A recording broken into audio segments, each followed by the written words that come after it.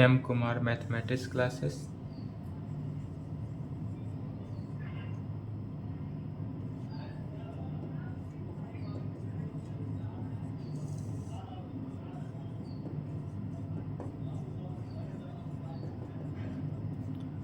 BSc part 3 session 21 से 24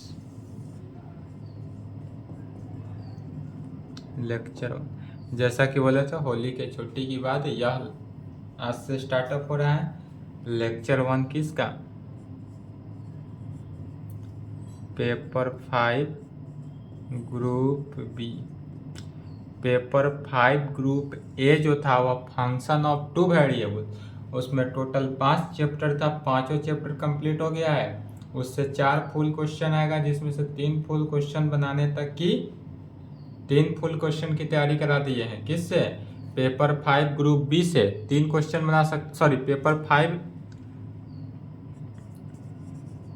paper 5 जो है इसको 3 ग्रुप में बांटा गया है, group A, group B, group C. Group A से 4 फुल क्वेश्चन आएगा, जिसमें से आप 3 फुल क्वेश्चन बना सकते हैं।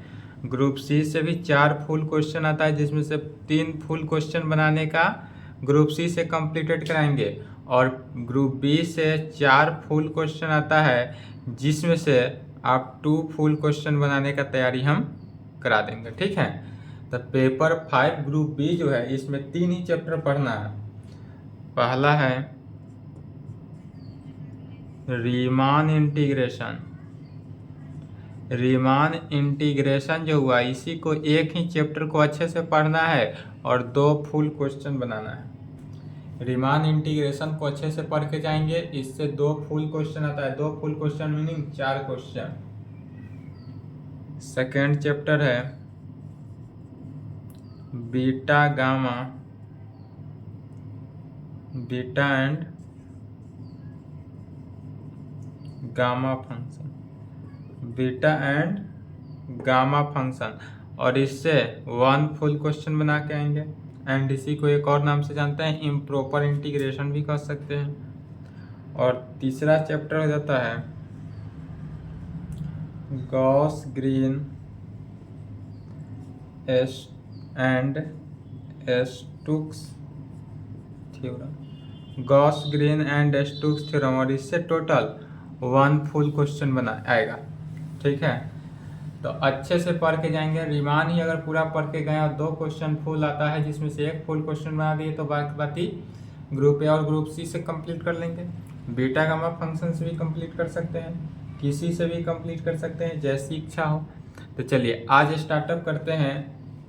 बीटा गामा फंक्शन जो है बहुत छोटा चैप्टर है, या 2 से 3 क्लास में ख़त्म हो जाएगा, इसलिए पहले बीटा गामा फंक्शन देख लेते हैं। इसमें रीमान इंटीग्रेशन लंबा हो जाएगा और रीमान लंबा चलेगा भी।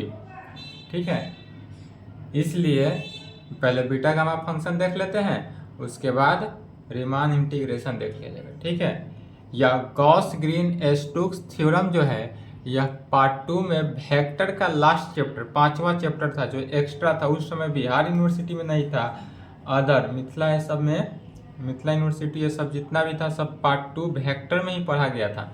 वेक्टर का लास्ट चैप्टर था Gauss Green and Stokes theorem. चलिए यहाँ पर स्टार्टअप करेंगे चैप्टर, टॉपिक डालेंगे बीटा एंड गामा फंक्शन। ये सब पेपर 5 ग्रुप बी ही है, paper 5 group B, paper 5 group B.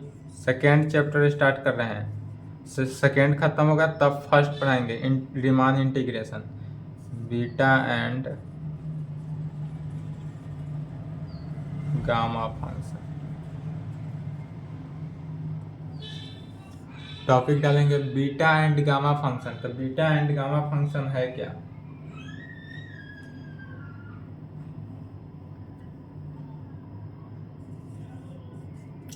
Definition देखना है, और इसका डेफिनेशन से ही एग्जाम में क्वेश्चन भी आता है। डेफिनेशन देखेंगे बीटा गामा फंक्शन का, और इसी से 8 नंबर का तैयारी हो जाता है। डेफिनेशन ही पूछ देता है। पहला definition, beta function, beta function, यह बीटा है, BETA है, बीटा फंक्शन है, इसको बेटा फंक्शन नहीं पढ़ेंगे, ठीक है।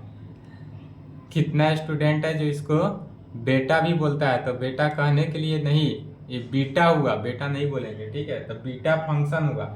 और यह बिहार यूनिवर्सिटी 8, 11, 14 में पूछा हुआ क्वेश्चन है। पूछता है डिफिनीशन बीटा फंक्शन, डायरेक्ट कहेगा डिफाइन बीटा फंक्शन, या इसको चाहे तो थ्योरम भी दे सकते हैं,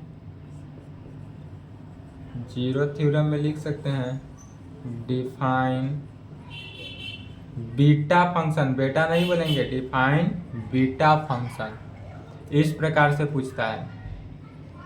8, 11, 14 में इस प्रकार से पूछा है define beta function, that is beta function को डिफाइन करना है और बीटा फंक्शन के बारे में बताना है कि हमारे पास बीटा फंक्शन जो है ये क्या है। तो बीटा फंक्शन में कहेंगे the define integration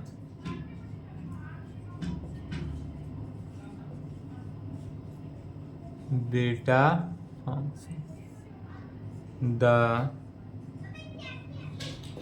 define integration, यह जो बीटा फंक्शन है इसके लिए सबसे पहले एक इंटीग्रेशन दिया होगा और यह इंटीग्रेशन डिफाइन होगा, डिफाइन होगा लेकिन यह फॉर्म एक दिया होगा कि इसी फॉर्म में यह फंक्शन क्या होता है, डिफाइन होता है। जैसे कि बीटा फंक्शन का डिफाइन जो होगा integration of lower limit 0 upper limit 1, तो यह जो डिफाइन होगा 0 to 1 x का power m-1 into 1 minus x का पावर n-1 इंटू dx, यह फॉर्म याद रखेंगे। इंटीग्रेशन ऑफ x का power m-1 into 1 minus x का पावर n-1 इंटू dx, और इसका लिमिटिंग क्या होता है 0 से 1 होगा। यही है हमारा बीटा फंक्शन, वेयर जहाँ m का वैल्यू, m जो है वह ग्रेटर देन होता है 0 से, माने m का वैल्यू जो है वह 0 से बड़ा होगा एंड n का भी वैल्यू 0 से बड़ा होगा। यह 0 के इक्वल नहीं होगा, 0 से m और n दोनों का वैल्यू जो है वह 0 से क्या होता है, बड़ा होता है। और इस प्रकार के फॉर्म को जब सेटिस्फाई कर देता है उसी का नाम पड़ जाता है is called beta function, is called beta function and is denoted by, और इसको डिनोट करते हैं किस चीज़ से, BMN, बीटा फंक्शन को BMN से डिनोट करते हैं। और यह इस प्रकार से होता है 10 BMN का यदि वैल्यू निकालना हो तो BMN का वैल्यू कैसे निकालते हैं, क्या जहाँ हुआ इंटीग्रेशन ऑफ 0 से 1 x का power m-1 into 1 minus x का पावर n-1 इंटू dx, इतना ही लिखना है। यही हुआ हमारा डिफाइन बीटा फंक्शन, यहाँ पर बीटा फंक्शन को डिफाइन कर दिया गया।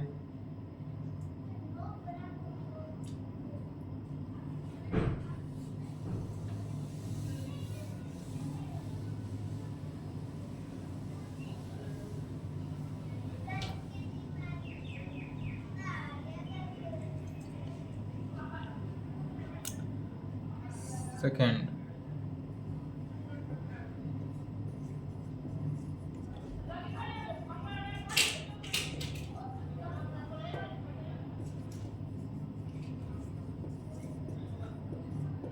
अब दिखाना है हमको बीटा फंक्शन जो है वह क्या होगा, सिमेट्रिक होगा। तो यदि हमारे पास बीटा फंक्शन जो है वह सिमेट्रिक हो तब क्या होता है, इस टाइप से भी पूछा जाता है beta define beta function is a symmetric. 7, 11, 14, 19 में पूछा हुआ है, यह पूछ भी सकता है। तो यह बीटा फंक्शन इज सिमेट्रिक होगा, तो सिमेट्रिक दिखाएंगे इसके लिए सिमेट्री के लिए क्या होगा कि बी एम एन जो होगा वह बी एन एम के इक्वल होना चाहिए। डेट इज कहने का मीनिंग क्या हुआ, बीटा फंक्शन इज मैंने बी एम एन जो होगा वह इज इक्वल टू किसके, बी एन एम के इक्वल होगा। इस प्रकार से या पूछ देगा एग्जाम में, prove that B M N is equal to B N M, तब कैसे प्रूव करेंगे, इसका प्रूफ डायरेक्ट इतना ही देगा, prove that B M N is equal to B N M, कोई इंटीग्रेशन नहीं, तब कैसे प्रूव करेंगे। तो सबसे पहले बी एम एन लेकर चलते हैं।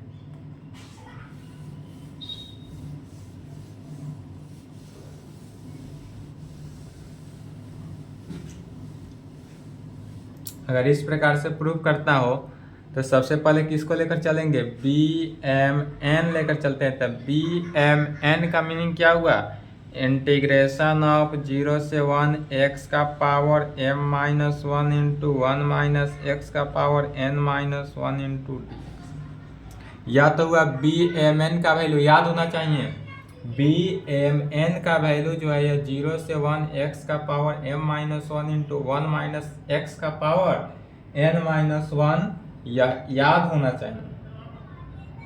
ठीक है, अब यहाँ पर यूज करेंगे किसको, property of define integration.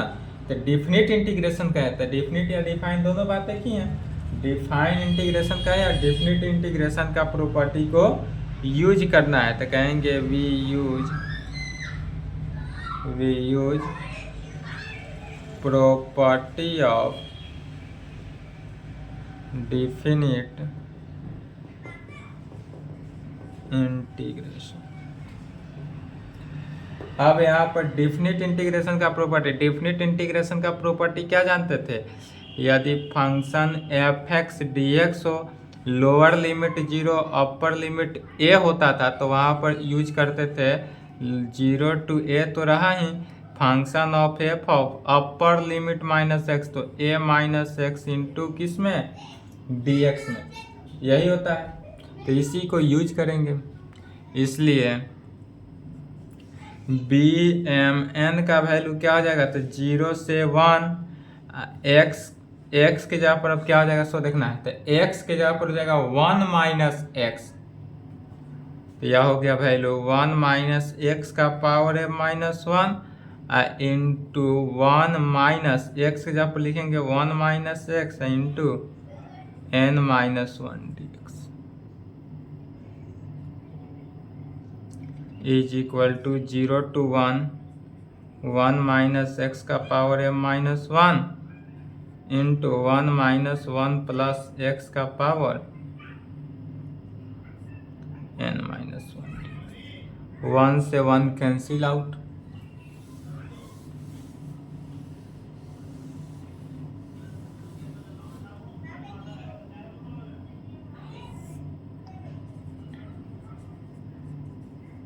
B M N का वैल्यू 0 टू 1 माइनस एक्स का power m minus 1 into x का power n minus 1 d x is equal to x के पावर n को इधर लिख लेंगे 0 टू 1 एक्स का power n minus 1 minus x का power m minus 1 d x, और यह वैल्यू किसका हुआ, बी एन एम, अर्थात यहाँ से क्या निकला, बी एम एन लेकर चले थे, बी एन एम निकल गया।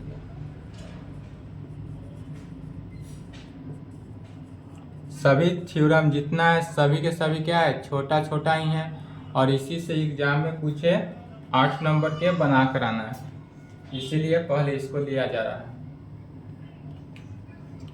तो यह वैल्यू तो निकल जाएगा इस प्रकार से।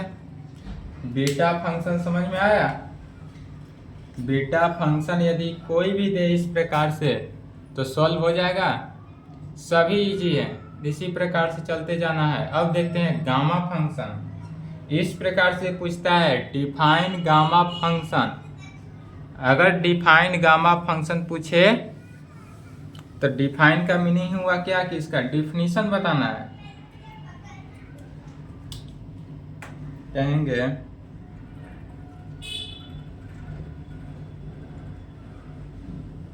Gamma function. क्वेश्चन रहेगा डिफाइन गामा फंक्शन, और यह बीयू में 11-14 में पूछा हुआ भी है कि गामा फंक्शन को डिफाइन करना। तो जैसे बीटा फंक्शन को डिफाइन किए हैं, तो बीटा फंक्शन का एक अपना इंटीग्रेशन निकला था, उसी प्रकार गामा फंक्शन का इंटीग्रेशन का फॉर्म होता है द डिफिनिट इंटीग्रेशन। इसमें क्या होता है, तो एक डिफिनिट इंटीग्रेशन का फॉर्म होता है। कैसा फॉर्म होता है, तो इंटीग्रेशन ऑफ 0 से इन्फिनिटी होगा e का पावर माइनस x के power n-1 into D X, where जहाँ n का वैल्यू 0 से बड़ा होगा, that is n greater than 0 होगा। यह फंक्शन को क्या कहा जाता है, गामा फंक्शन। गामा फंक्शन किस फॉर्म में होता है, तो इंटीग्रेशन ऑफ 0 से इन्फिनिटी e का पावर माइनस x की पावर n-1 dx में, और इसी का नाम क्या पड़ जाता है, गामा फंक्शन। तो कहेंगे is called gamma function and is called gamma function. यह गामा फंक्शन हुआ एंड इज डिनोटेड बाई, और इसको डिनोट करते हैं किस चीज से, ध्यान से समझेंगे इसको कैसे डिनोट करते हैं गामा फंक्शन को। 2n, इसको 2 बोला जाता है, इस प्रकार से उल्टा l लिखे, उल्टा l को क्या करते हैं 2, अब ब्रैकेट के अंदर, इसके अंदर जितने भी क्वांटिटी रखेंगे, 1 रहे, 2 रहे, प्लस रहे, माइनस रहे, जो भी रहे, उस सबको ब्रैकेट के अंदर ही लिखेंगे। तो 2n का ही मीनिंग हुआ क्या, यह गामा फंक्शन है। तो गामा फंक्शन को इस प्रकार से डिनोट करते हैं, अर्थात इस प्रकार से हुआ 10। क्या कर सकते हैं, तो 2n इज इक्वल, तो 2n तो गामा फंक्शन हुआ, और गामा फंक्शन का इंटीग्रेशन क्या होता है, 0 से इंटीग्रेशन इन्फिनिटी e का पावर माइनस x का power n-1 into D x. Integration of कहाँ से, 0 टू इन्फिनिटी e के पावर माइनस x की पावर n-1 dx, और यही हो गया क्या हमारा गामा फंक्शन। यदि गामा फंक्शन पूछे तो इतना ही लिखना है, ज्यादा नहीं लिखेंगे। चौथा, प्रूव दैट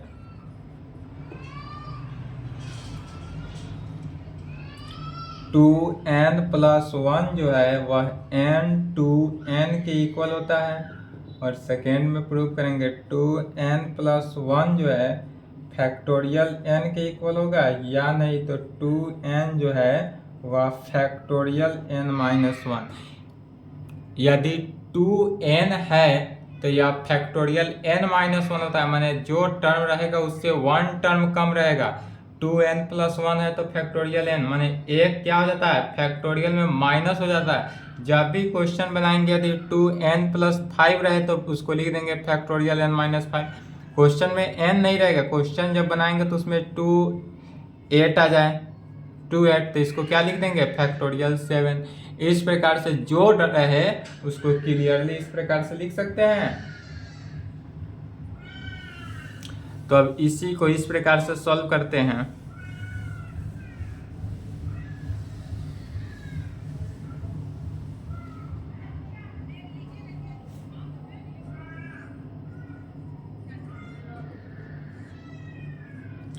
वी हैव, क्या लेकर चलते हैं, तो 2n+1 लेकर चलना है। 2n+1 लेकर चल रहे हैं, दिखाएंगे क्या, n2n में, n2n, तो 2n+1, n+1 कहने का मीनिंग में देखेंगे 2 यदि n है, यहाँ पर 2n है तो इसका 0 टू इन्फिनिटी e का पावर माइनस x की power n-1 into D x आया है। यदि हमारे पास 2n था तो क्या निकला, 0 से इन्फिनिटी e का पावर माइनस x की पावर n-1 dx, अब निकालना है 2n+1 का वैल्यू। तो 2n+1 का वैल्यू निकालने के लिए जहां n है वहां पर n+1 से रिप्लेस कर देना है। तो क्या हो जाएगा 0 to इन्फिनिटी e⁻⁻x n है, तो इस n में हो गया n+1 और तब -1 इंटू डी एक्स। क्या किए, जहां n है, n दिखा, उस n को n+1 से रिप्लेस कर दिए। इस प्रकार यदि n+2 निकालना हो, n+3 निकालना हो, n+4 निकालना हो, n+5 निकालना हो, जो निकालना हो सब का वैल्यू इसी फॉर्म से निकलेगा। बस सिर्फ एक ही वैल्यू को याद रखना है, 2n का value integration of 0 to infinity e⁻⁻x into x⁻n−1 dx को याद रखेंगे, बाद बाकी सभी को निकाल लेंगे। यह क्या हो गया, 0 से इन्फिनिटी e⁻⁻x x⁻n+1 dx।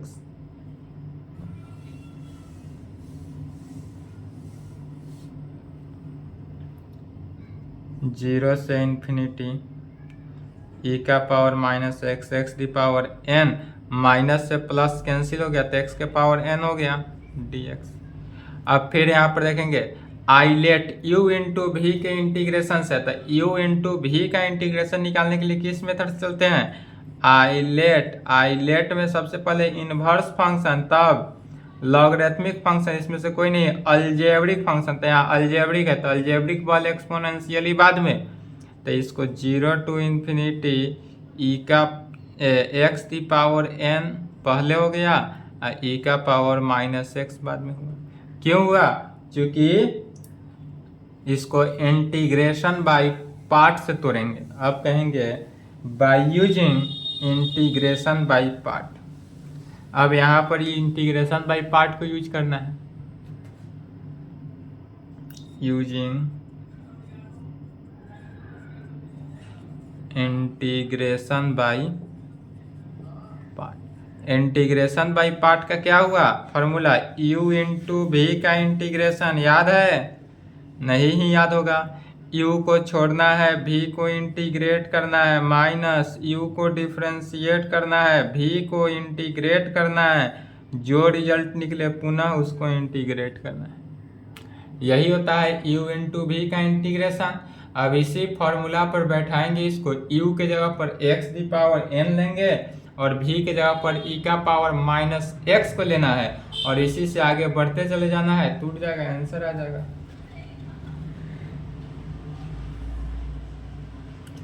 तो क्या हो गया 2n+1 is equal to x⁻n को छोड़ दिए, u को छोड़ना है, v का इंटीग्रेशन, तो x⁻n को छोड़ दिया, e⁻⁻x का इंटीग्रेशन क्या हो जाएगा, e⁻⁻x/-1। इसमें लिमिट कितना हो गया 0 to इन्फिनिटी, फिर माइनस x⁻n का डिफ्रेंसिएशन, तो x⁻n का डिफ्रेंसिएशन क्या हो जाता है, n(x⁻n-1) में इनटू v का इंटीग्रेशन माने e⁻⁻x का डिफ्रेंसिएशन, तो e⁻⁻x/-1 क्या जानते हैं, तो कोएफिशिएंट जो होता है उससे डिवाइड होता है और जो टर्म है उस पूरे का इंटीग्रेशन कर देना है। रेंज कितना आ जाएगा 0 to इन्फिनिटी, अर्थात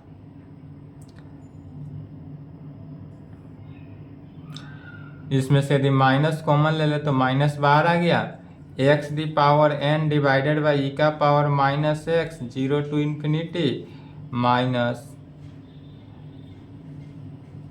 कांस्टेंट टर्म को बाहर ले लेंगे, n कांस्टेंट है बाहर आ गया, माइनस भी है तो माइनस बाहर आ गया, minus minus plus 0 to infinity क्या बचेगा x⁻n-1 into e⁻⁻x dx, x⁻n-1 e⁻⁻x dx। फिर अब यहाँ आप गौर करेंगे, यदि x का पावर n है तो x का पावर इन्फिनिटी रखे तो x का power infinity divided by e⁻⁻∞, minus x का पावर 0 बटा ई का पावर -0। तो एक्स का पावर भी जब इन्फिनिटी है तो यह भी वैल्यू 0, वैल्यू क्या हो गया 0। तो यह वैल्यू फर्स्ट टर्म तो पूरा 0 हो गया, प्लस n टू, अब इंटीग्रेशन 0 से 1, तो किसका, गामा फंक्शन से। गामा फंक्शन में क्या था, गामा फंक्शन में है, इसी को इस प्रकार से लिख सकते हैं 0 टू इन्फिनिटी ई के पावर -x को पहले, x का पावर n-1 बाद में लिखें। अब फिर जानते हैं चूंकि 2n का वैल्यू क्या होता है 0 टू इन्फिनिटी ई का पावर -x इंटू एक्स का पावर n-1 का इंटीग्रेशन। तो यह जो पूरा इंटीग्रेशन का वैल्यू आया, इंटीग्रेबल फंक्शन जो है, यह सभी किसके इक्वल आया, 2n के इक्वल। तो इस पूरे के जगह पर क्या रखना है 2n।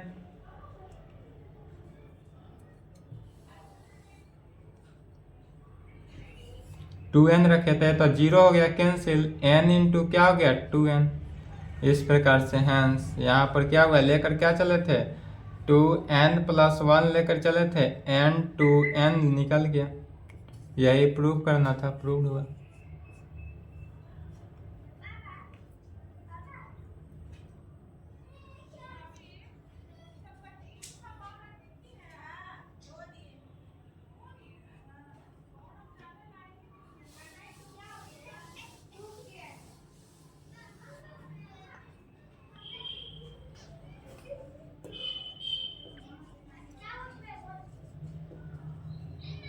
इवैल्यूएशन ऑफ 2 1/2 का,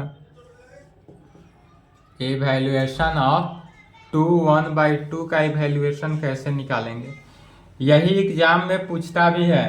इवैल्यूएशन ऑफ 2 1/2, यह शायद 2023 में पूछा हुआ है, यह 23 में याद तो नहीं लेकिन शायद पूछा हुआ है।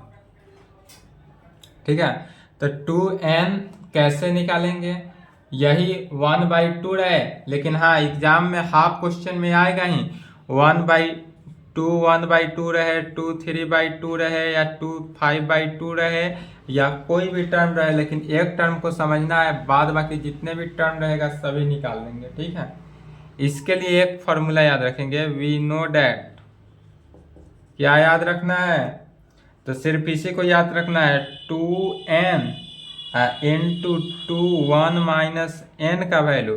तो 2n इंटू 2 1 -n का जो वैल्यू होता है वह हो जाता है पाई बटे साइन n पाई, पाई बटा क्या साइन n पाई। इसको सिर्फ याद रखेंगे।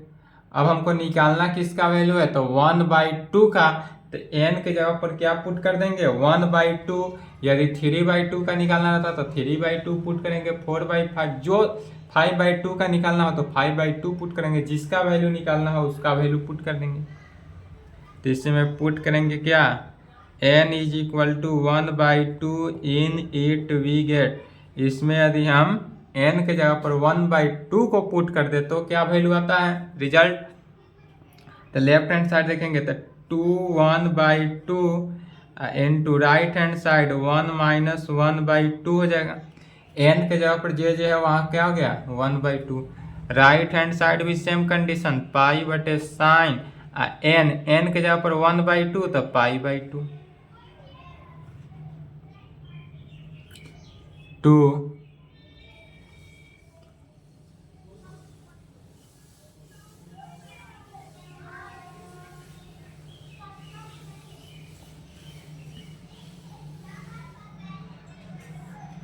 अर्थात 2 1/2 इंटू 2, फिर देखेंगे 1 में से यदि हम 1/2 को माइनस करते हैं तो भी यह 1/2 ही होता है। तो 2 1/2 = पाई डिवाइडेड बाई साइन पाई/2, मैंने साइन 90 का वैल्यू क्या होता है 1, अर्थात 2 1/2। देखेंगे 2 1/2 और 2 1/2 दो 2 है, तो इसको होल स्क्वायर में लिख सकते हैं, होल स्क्वायर = पाई। दोनों तरफ स्क्वायर रूट कर देंगे तो क्या हो जाएगा 2 1/2 का वैल्यू √पाई। और इसको याद रख लेंगे, इसका यूज हमेशा पढ़ता जाएगा। हर प्रॉब्लम में जब भी बनाएंगे प्रॉब्लम तो उसमें 2 1/2 का वैल्यू डायरेक्ट यूज भी कर सकते हैं।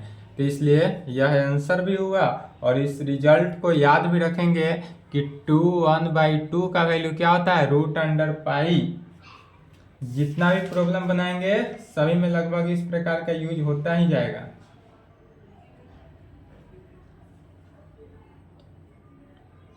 इसी प्रकार यदि 3/2 का भी निकालना हो, 5/2 का निकालना हो, जिसका भी वैल्यू निकालना हो निकल जाएगा।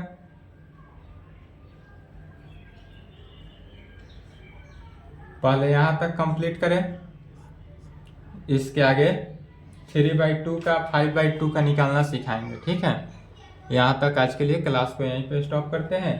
यहाँ तक कंप्लीट करें, 1 या 2 क्लास और लगेगा, उसके बाद बीटा गामा फंक्शन कंप्लीट होगा, तब चलेगा रीमान इंटीग्रेशन। चलिए यहाँ तक लिख लें।